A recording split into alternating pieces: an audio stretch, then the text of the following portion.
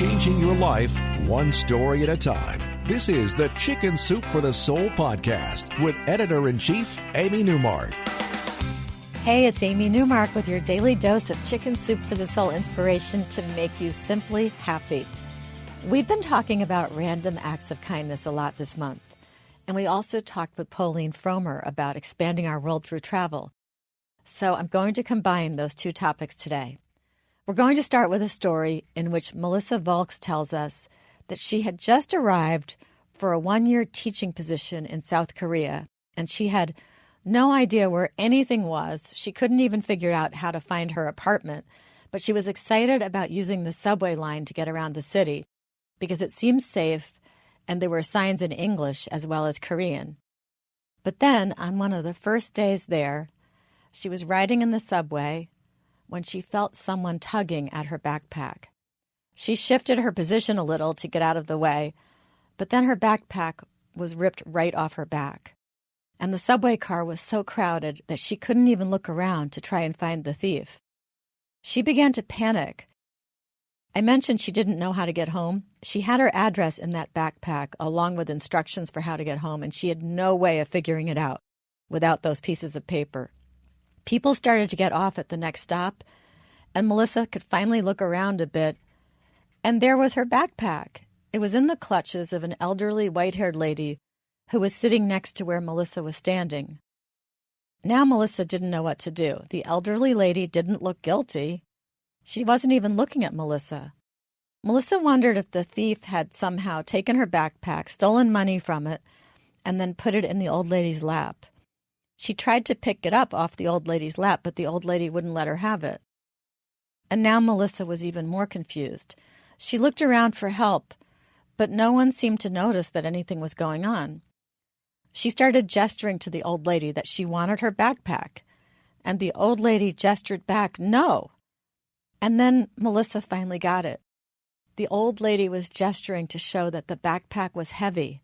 She was being nice. The custom in the subway in Korea was for the people who were lucky enough to have seats to hold the heavy bags of the people who were forced to stand. Melissa looked around and realized this was happening everywhere. She saw a woman who was seated take the purse of a woman who was standing, and she saw that all around her, the people who were seated were routinely helping the people who were standing. It was one more example of cultural differences and how easy it is to come to the wrong conclusion when we're confronted with a different, but as it turns out, very kind tradition. We had lots of stories in our book about random acts of kindness from people who learned something while traveling in another country. Stephanie Hunter wrote about being a newly arrived English teacher in Japan, and she was exiting the post office one day when a middle-aged woman stopped her and thrust at her some papers. And Stephanie thought that maybe she had forgotten something inside. But when she looked at these papers, she saw that it was sheets of stamps. She tried to give them back, but the woman wouldn't take them. Finally, a stranger had to intervene and translate and made Stephanie understand that this nice lady was giving her postage stamps as a gift. Stephanie said, thank you very much in English and whatever Japanese she could muster, and she smiled. She said she would put them on postcards to her grandfather. And the woman smiled back, and the interpreter nodded before bustling away, her work finished. Stephanie went home, and when she analyzed the value of the stamps, she realized there were more than $30 worth. That was quite a gift from a perfect stranger.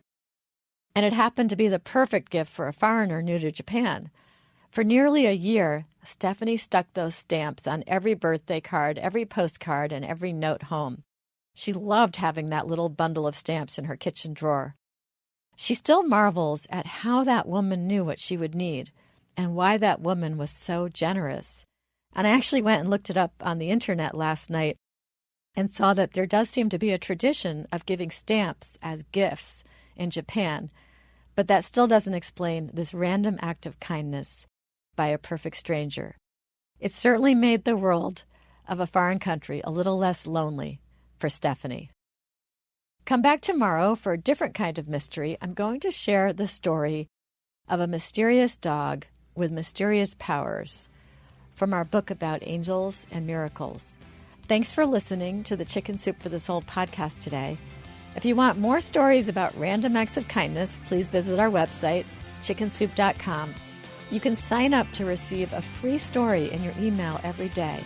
Just go to our website and scroll down to the bottom and click on newsletters to see all your choices.